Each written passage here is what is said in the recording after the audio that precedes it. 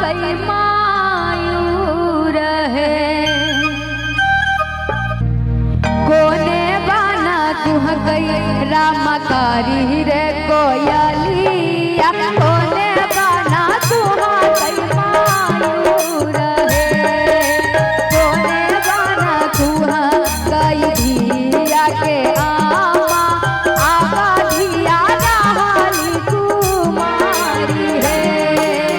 आगा धिया राहली कुमारी है आगा धिया राहली कुमारी है।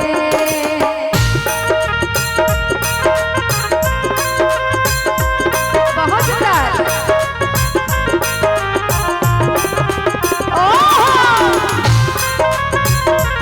सब जगह छतरी नीक नीक बजा कर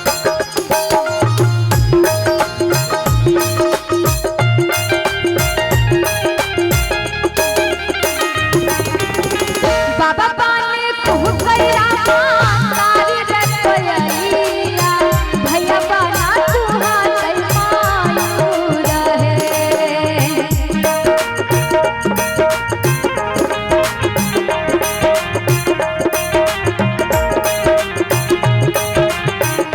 बाबा पाने कुह गई रामा तारी रे कोयलिया भैया बना तुहा कई मायूर है। और अपने सब गौर से सुनबे कहबे अहगाना में कुहा कई धिया के आमा अहगाना में कुहा कई धिया के आमा आवा धिया राहल कुमारी है आवा धिया राहल कुमारी है।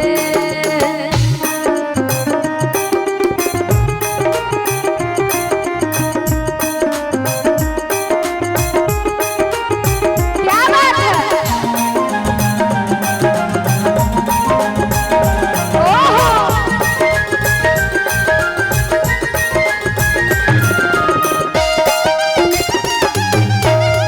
बहुत सुंदर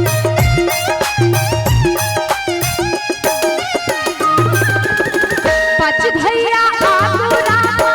पाँच भैया पाछू परछियल साज करिया है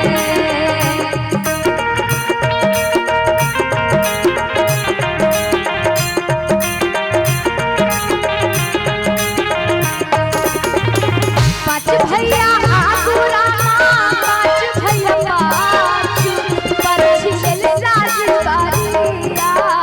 है आराची परछी बाबा मंडप चढ़ी बैसाला आराची परछी बाबा मंडप चढ़ी बैसाला धियाले लहया गोरी भाला है धियाले लहया गोरी भाला है। बहुत सुंदर क्या बात है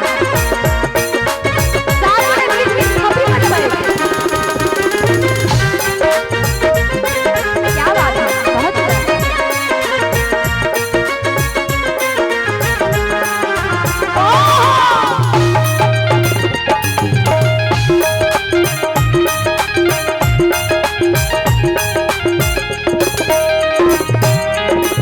इकतीस बई सारा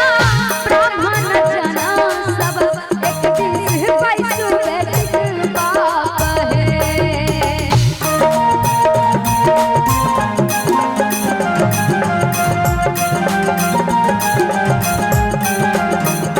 अहाँ सब तेरा आवाज जाइए बढ़िया से कहबे गौर से सुनबे हाँ इकतीस बई सारा ब्राह्मण जना सब इकतीस पैसु बेटिक बाप है आमा का पलव भय बैसला तपसी आमा का पलव भय बैसला तपसी।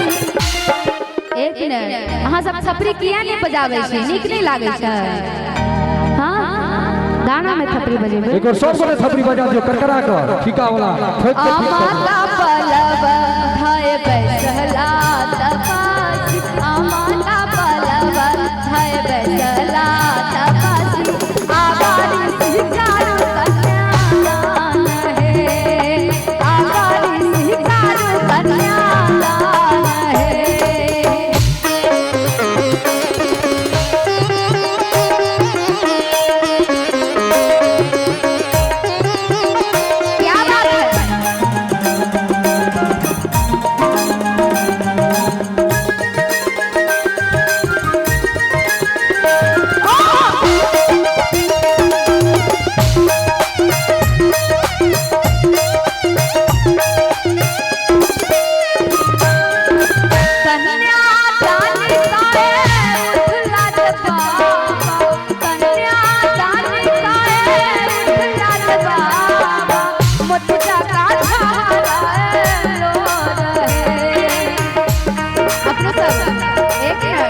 वर्ड के गौर से सुनबे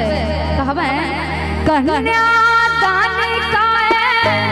उठला जे बाबा मोती जाता झाड़ा लो रहे। और की कहे छथिन एते दिन आहे बेटी मोर कुला छाल एते दिन आहे बेटी मोर कुला छाल आई